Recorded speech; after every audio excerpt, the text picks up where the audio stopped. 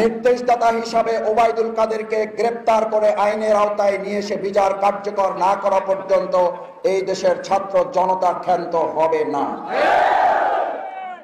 আপনি কথায় কথায় এদেশের মানুষকে যে তুচ্ছ তাচ্ছিল্য করেছেন, আপনি কথায় কথায় বিরোধী দলের আন্দোলনকে নিয়ে যে কটাক্ষ করেছেন, আজকে বাংলাদেশের মানুষ জানতে চায় আপনি কোথায় অবস্থান করছেন, কোন গর্তে অবস্থান করছেন।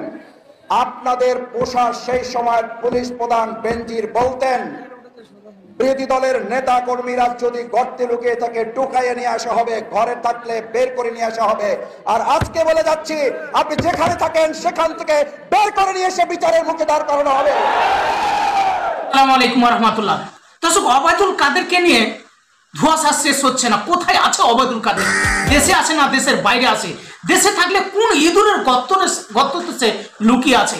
যে ওবায়দুল কাদের সব সময় বলতো খেলা হবে খেলা হবে, সেই ওবায়দুল কাদের কিন্তু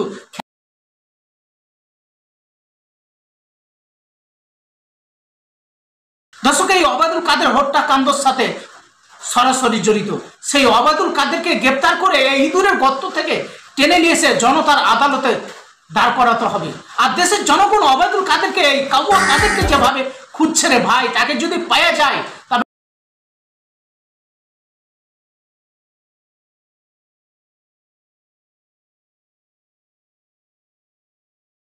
জায়গায় এসে আমরা দাঁড়িয়েছি। এই অঞ্চলকে যিনি কলুষিত করেছেন, এই নোয়াখালী অঞ্চলকে গোটা বিশ্বের দরবারে যিনি কলঙ্কিত করেছেন, মূলত আন্দোলনের প্রথম ধাপে তার নির্দেশে ছাত্রলীগের গুন্ডা বাহিনী প্রথম গুলি চালাবার সিদ্ধান্ত নিয়েছে। নির্দেশদাতা হিসাবে ওবায়দুল কাদেরকে গ্রেপ্তার করে আইনের আওতায় নিয়ে এসে বিচার কার্যকর না করা পর্যন্ত এই দেশের ছাত্র জনতা ক্ষান্ত হবে না। আপনি কথায় কথায় এদেশের মানুষকে যে তুচ্ছ তাচ্ছিল্য করেছেন, আপনি কথায় কথায় বিরোধী দলের আন্দোলনকে নিয়ে যে কটাক্ষ করেছেন, আজকে বাংলাদেশের মানুষ জানতে চায় আপনি কোথায় অবস্থান করছেন, কোন গর্তে অবস্থান করছেন।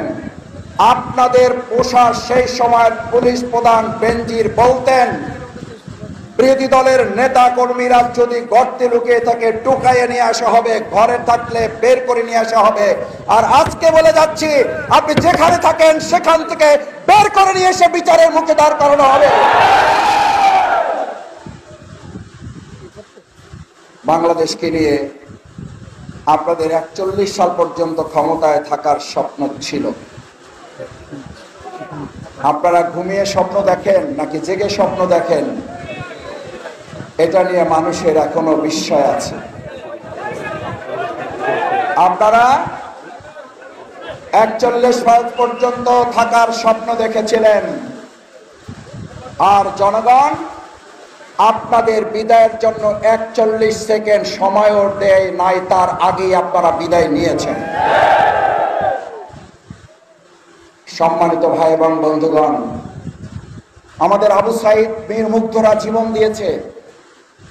এখন অসংখ্য ভাই ছাত্র জনতা আহত অবস্থায়, হাত হারা অবস্থায়, পা হারা অবস্থায়, চোখ হারা অবস্থায়, স্বামী হারা অবস্থায়, ভাই হারা অবস্থায়, পিতা হারা অবস্থায়।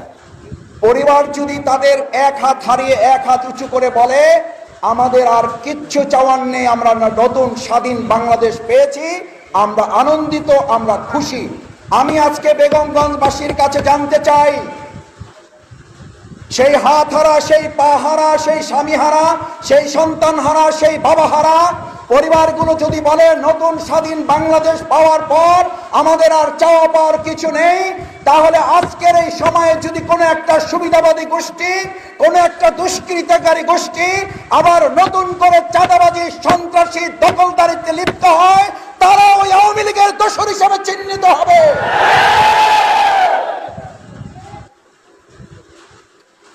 নতুন বাংলাদেশের নতুন স্বাধীনতা এই বীর যোদ্ধা যারা জীবন দিয়েছে, আহত পঙ্গু অবস্থায় যারা হাসপাতালে আছে, এই সমস্ত স্বাধীনতা যোদ্ধাদের স্বপ্ন নিয়ে যদি কেউ সিনেমিনে খেলেন, মনে রাখতে হবে 2024 সালের 5ই আগস্ট একবার আসে না।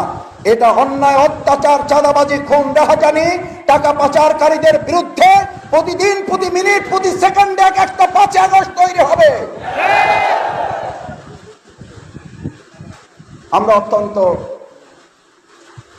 বিস্ময়ের সাথে, উদ্বেগ উৎকণ্ঠার সাথে লক্ষ্য করি আমাদের নতুন সুন্দর স্বাধীন নতুন বাংলাদেশে এখন ঘাপটি মেরে থাকা প্রশাসনের আগের কতিপয় লোকেরা বসে বসে নাকি কেউ কেউ স্বপ্ন দেখেন এবং বলেনও, ভিতর থেকে গোপনে বলেন আবার সব ঠিক হয়ে যাবে, আধার কেটে যাবে।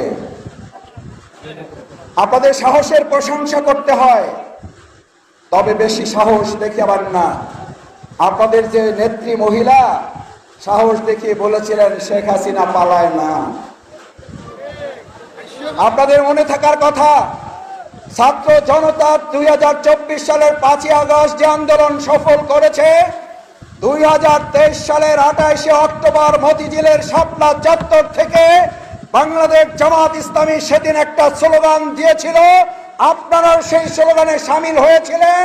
আমরা সেদিন বলেছিলাম শুধু পদত্যাগ নয়, আমরা স্লোগান দিয়েছিলাম নো হাসিনা, গো হাসিনা। আজকে শুধু নো হাসিনা নয়, হাসিনা চলে যেতে বাধ্য হয়েছে। এটা 28শে অক্টোবর জামাত ইসলামের সিদ্ধান্ত ছিল। বাংলাদেশ জামাত ইসলামী ইসলামী ছাত্র শিবিরের 2023 সালের 28শে অক্টোবরের মতিঝিলের ঐতিহাসিক সমাবেশের সেই স্লোগান তারা বাস্তবায়ন করেছে তাদের জীবন, সম্পদ, হাত পা দিয়ে। আমরা সেই সাধারণ শিক্ষার্থী, তরুণ, যুবকদের প্রতি আজকের এই সমাবেশ থেকে আলাদা করে স্যালুট, আন্তরিক অভিনন্দন, ধন্যবাদ এবং তাদের প্রতি আমরা কৃতজ্ঞতা জানাই। ডক্টর শরীফুল ইসলাম মাসুদ ভাইয়ের বক্তব্য আপনারা শুনলেন। এই কাউয়া কাদের কা এই যে কোথায় যে লুকিয়ে আছে, তাকে যদি পাওয়া যায় তো প্রথমে জনগণের সামনে ছেড়ে দিতে হবে, জনগণের মাঝে ছেড়ে দিতে হবে। জনগণই তার বিচার করে নিবে, তার বিচার আইনে করার দরকার নাই। জনগণ তার বিচার ঠিক মতন করে নিবে। সে তার কতটা অপরাধের প্রাপ্য শাস্তি সেটা জনগণ বুঝিয়ে দিবে। তো দর্শক, ওবায়দুল কাদের সম্পর্কে, এই কাউয়া কাদের সম্পর্কে আপনাদের মূল্যবান মতামত থাকলে অবশ্যই কমেন্ট বক্সে কমেন্ট করে জানাতে ভুলবেন না। আসসালামু আলাইকুম ওয়া রাহমাতুল্লাহ।